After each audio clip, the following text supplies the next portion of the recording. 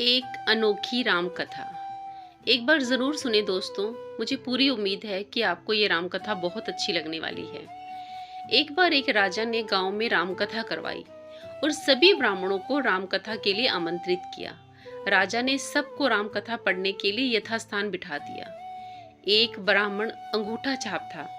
उसको पढ़ना लिखना कुछ आता नहीं था। वो ब्राह्मण सबसे पीछे बैठ गया और सोचा कि जब पास वाला पन्ना पलटेगा तब मैं भी पलट दूंगा। काफी देर देखा कि पास बैठा व्यक्ति पन्ना नहीं पलट रहा। उतने में राजा श्रद्धा पूर्वक सबको नमन करते हुए चक्कर लगाते लगाते उस सज्जन के समीप आने लगे। तो उसने एक ही रट लगा दी कि अब राजा पूछेगा तो क्या कहूंगा, अब राजा पूछेगा तो क्या कहूंगा। उस सज्जन की ये बात सुनकर पास में बैठा व्यक्ति भी रट लगाने लग गया कि जैसी तेरी गति वैसी मेरी गति, जैसी तेरी गति वैसी मेरी गति। उतने में तीसरा व्यक्ति बोला, ये पोल कब तक चलेगी, ये पोल कब तक चलेगी।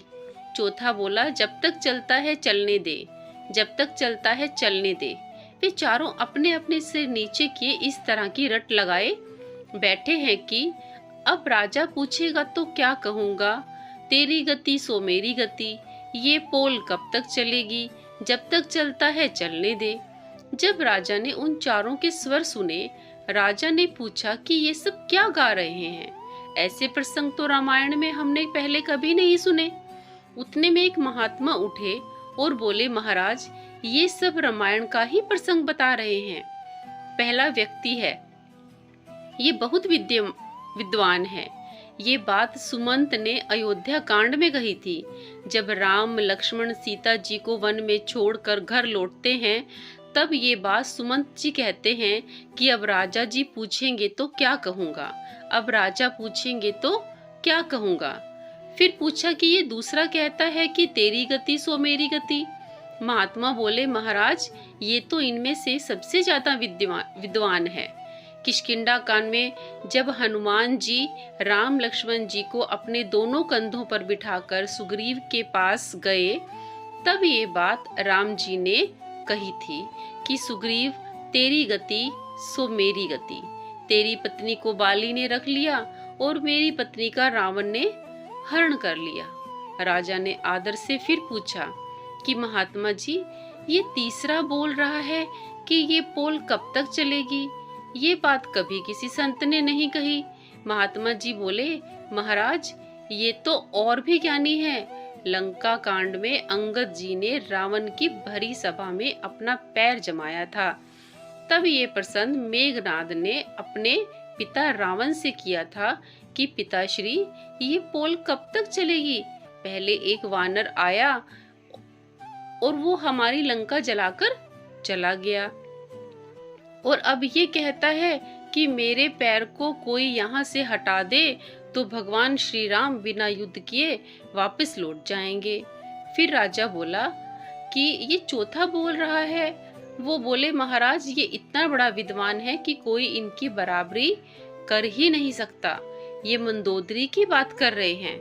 मंदोदरी ने कई बार रावण से कहा कि स्वामी आप जिद मत करो, सीता जी को आदर सहित राम जी को सौंप दीजिए, अन्यथा अनर्थ हो जाएगा।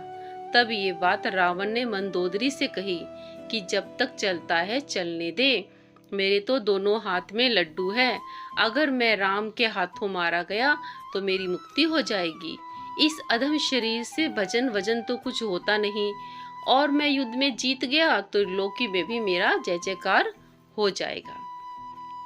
राजा ने इन सब बातों से चकित रह गए कि आज हमें ऐसा अद्भुत प्रसंग सुनने को मिला कि आज तक हमने नहीं सुना।